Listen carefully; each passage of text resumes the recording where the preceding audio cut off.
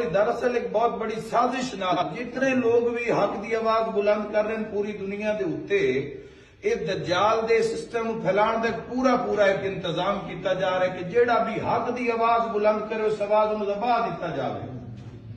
اس یہود دے سسٹم نال اور عالم اسلام دے دشمن طاقت عناصراں نال لڑن دا صرف ایک ہی اس وقت ساڈے کول حل ہے کہ حق دی آواز انہوں دبایا نہ جاوے بلکہ اٹھایا جاوے۔ اپنی نمازاں دے اندر، اپنی عبادات دے اندر، اپنے جمعہ دے خطبات دے اندر، اپنی مجالس دے اندر، اپنے میلاد مصطفیٰ دے اندر، اپنی آئی ڈی دے اندر، اپنی پوسٹر دے اندر عالم اسلام دی بقا واسطے پاکستان دا بھی نظریہ اسلامی نظریہ ہے۔ پاکستان کا مطلب کیا کہا جاتا ہے؟ لا الہ الا اللہ۔